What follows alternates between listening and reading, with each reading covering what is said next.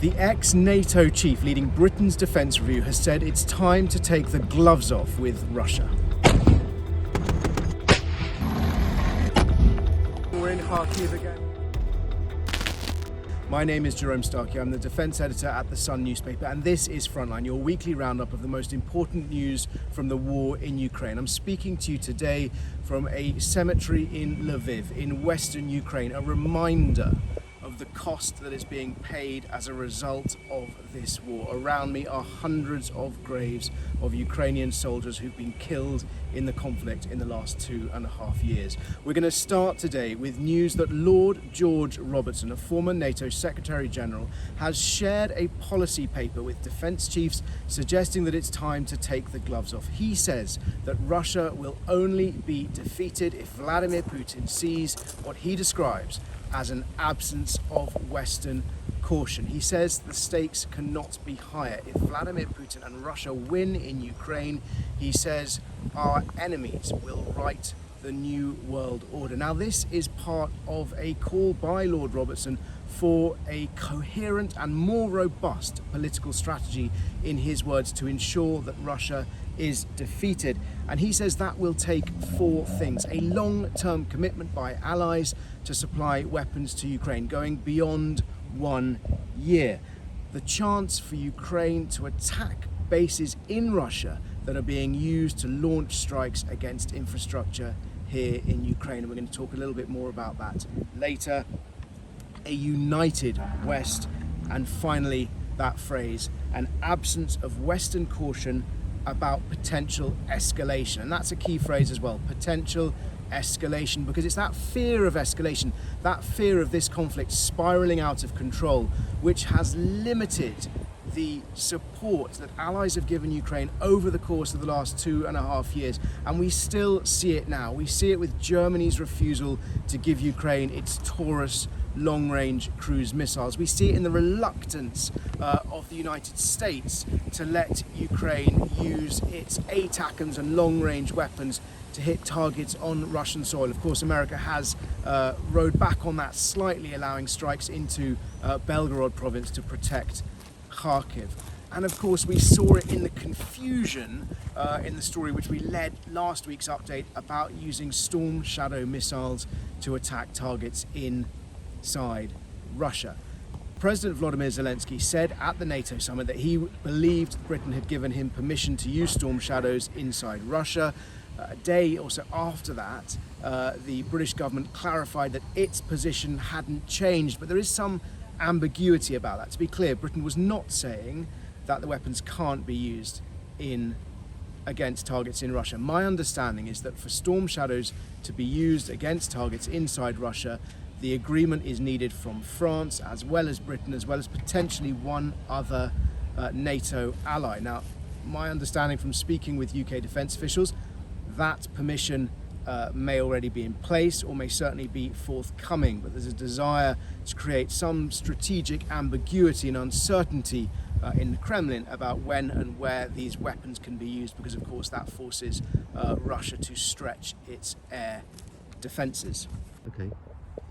On escalation, Lord Robertson appeared to dismiss fears that Russia might unleash tactical nuclear weapons. These are the lower yield, smaller but nonetheless devastating nuclear weapons designed to be used on a battlefield rather than strategic intercontinental ballistic missiles which are fired between continents to obliterate cities. He said these tactical nuclear weapons have no military utility. He said that were they used, the radiation they would release could possibly blow back on Russia, so Russia could harm itself. And of course, he also said that were Russia to use them, then they would immediately lose the much needed support that they've got at the moment from China and also from India. So he appeared to dismiss that in order to allay those fears, particularly of those allies who are not giving Ukraine the support it needs because of fears that Russia could really escalate the conflict by using nuclear weapons. Meanwhile, we've seen headlines this week in Russia suggesting that Ukraine will no longer exist by 2034. Now, in one sense, nothing new. This is the bombastic,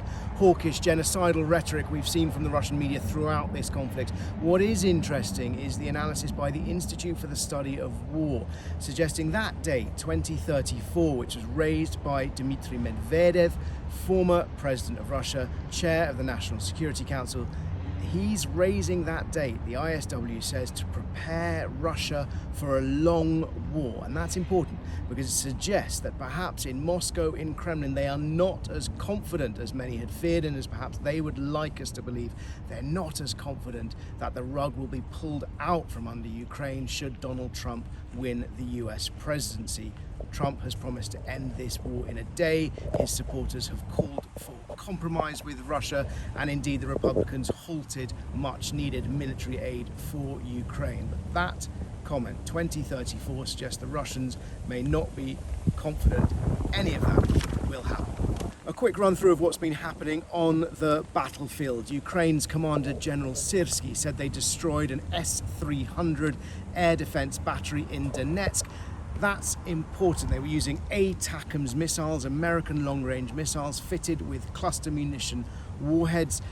It's important because this fits into part of a longer campaign of targeting and destroying Russian air defenses. Some suggest this may be part of preparing the ground for the arrival of F-16s to allow these new incoming F-16 jets to reach territory or attack Russian territory. Certainly in the past in Crimea, we've seen air defense batteries taken out ahead of cruise missile strikes, leaving valuable military targets vulnerable. We've also seen Ukrainian forces regain positions south of Toretsk, but generally speaking, this has been a week of Russian advances. Russian troops have claimed Kalinivka, which is just north of Chaziv Yar. That's part of that offensive where they've been pushing west from Bakhmut, and they've also been making small but nonetheless small advances in Kharkiv province around Kupiansk, Svatova, and further south in Donetsk in Avdiivka. In a bit of good news, we've seen more prisoners of war swapped this week. 190 prisoners of war exchanged, 95 Russians for 95 Ukrainians.